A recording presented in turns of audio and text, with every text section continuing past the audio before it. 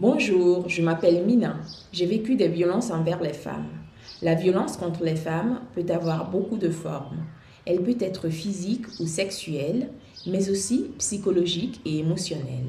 Par exemple, quand on te force à faire quelque chose ou quand on te menace. Aujourd'hui, je veux te raconter mon histoire. Comment j'ai réussi à me libérer de la violence. J'ai fui avec mon mari de notre pays pour venir en Allemagne. Mon mari ne m'a jamais bien traité. Quand il était en colère, il me frappait. Il disait toujours que c'était ma faute. Par exemple, parce que j'avais parlé avec d'autres hommes, ou parce que mon t-shirt montrait mes bras, ou parce que je ne tombais pas enceinte. Je savais que mon comportement était mauvais. Je voulais tout faire correctement, mais il était toujours en colère. Ma mère m'a dit certains hommes sont comme ça. J'espérais que ce serait mieux en Allemagne. Mais même dans le centre d'asile, la violence a continué. Mais je ne voulais pas le perdre. C'était la seule personne que je connaissais. La violence devenait toujours pire. J'essayais toujours de ne pas le mettre en colère, mais ça n'a jamais servi à rien. Il trouvait toujours quelque chose que j'avais soi-disant mal fait. Quand j'ai commencé un cours d'allemand, il s'est fâché. Quand je me suis fait une amie, il s'est fâché. J'ai compris que peu importe ce que je fais, il serait toujours en colère. Et il me blâmerait toujours. Mais petit à petit, j'ai commencé à comprendre. Je ne suis pas coupable. Un jour, ma professeure a vu mon œil au beurre noir. Je ne pouvais pas lui dire que mon mari m'avait frappé. Elle m'a quand même donné un numéro d'un centre de conseil.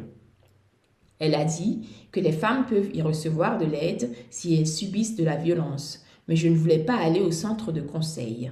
J'avais très honte. J'avais peur de perdre mon mari. J'avais peur d'être seule. J'ai caché le numéro dans notre chambre. La violence devenait toujours pire. J'ai souvent pensé à appeler, mais j'avais honte. J'avais peur. Que serait mon mari s'il le découvrait? Ça a duré plusieurs mois. Un jour, mon mari est parti dans une autre ville. La veille, il m'avait frappé très fort. J'avais très mal. J'ai réuni tout mon courage et j'ai appelé le numéro. Ils m'ont dit de venir la semaine suivante. J'ai parlé avec une conseillère. Il y avait même une interprète qui parlait ma langue. La conseillère était très gentille.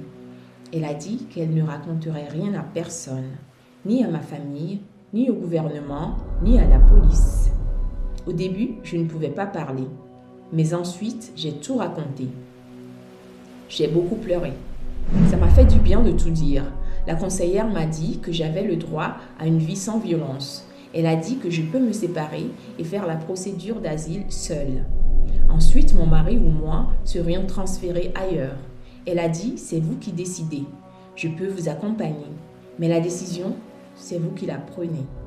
Ces mots m'ont beaucoup travaillé. Je n'avais jamais pris une décision aussi importante seule. Que dirait ma famille? Ils m'ont toujours dit que je ne devais jamais quitter mon mari. Et comment réagirait mon mari? Est-ce que je pourrais vivre sans lui? Il m'a fallu des mois pour décider de me séparer. Ma conseillère m'a aidée à chaque étape. Elle est même venue à des rendez-vous importants. Mon mari a été envoyé dans un autre centre. Il n'a plus le droit de s'approcher de moi. Maintenant, je vis seule. Je suis tellement soulagée de ne plus avoir peur. Plus peur de rentrer chez moi. Plus peur de faire un faux pas. Ma famille ne me parle plus. Ça me rend triste. Mais je suis quand même heureuse d'avoir repris la responsabilité sur ma vie. Après la séparation, je me suis liée d'amitié avec d'autres femmes de mon centre. J'ai vu que beaucoup de femmes avaient vécu des violences. Mon amie Sue a été attirée en Europe avec de fausses promesses qu'elle y trouverait un bon travail. Arrivée en Europe, elle a été forcée à travailler comme prostituée.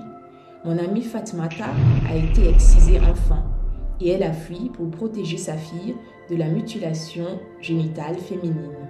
Mon amie Sarah n'était pas acceptée dans son pays parce qu'elle est lesbienne et elle a été forcée à épouser un homme. La violence contre les femmes peut donc avoir beaucoup de formes. Nous ne sommes pas responsables de cette violence. La personne violente a décidé, elle, de nous faire du mal. C'est elle qui est responsable de son comportement violent. Ce qui nous unit toutes, c'est que nous sommes très fortes. Nous avons le droit de vivre sans violence. Les personnes qui, comme nous, ont fui la violence peuvent obtenir le droit d'asile en Allemagne. Cela veut dire que nous obtenons un titre de séjour et pouvons rester d'abord en Allemagne. Pour cela, il est très important que tu expliques exactement lors des entretiens d'asile au BAMF pourquoi tu as dû fuir. Il est très important d'expliquer quelle violence te menace dans ton pays. Pour nous toutes, c'était difficile de parler d'expériences si douloureuses. Cela m'a aidé à bien me préparer en entretien et à écrire mon histoire. Il existe des centres de conseil spécialisés dans l'asile qui peuvent aider. Ils parlent de ton histoire avec toi. En plus, ma travailleuse sociale a demandé que seules des femmes soient présentes pendant l'entretien. Cela m'a aussi beaucoup aidé. Tu peux aller à l'entretien avec une personne de confiance. Cette personne ne doit pas être elle-même demandeuse d'asile. Si tu as des preuves, montre-les pendant l'entretien. Les preuves peuvent être des messages WhatsApp ou des posts sur les réseaux sociaux qui montrent que tu as été menacé ou des articles de journal. Montre aussi tous les documents médicaux que tu as, même ceux sur ta santé psychique.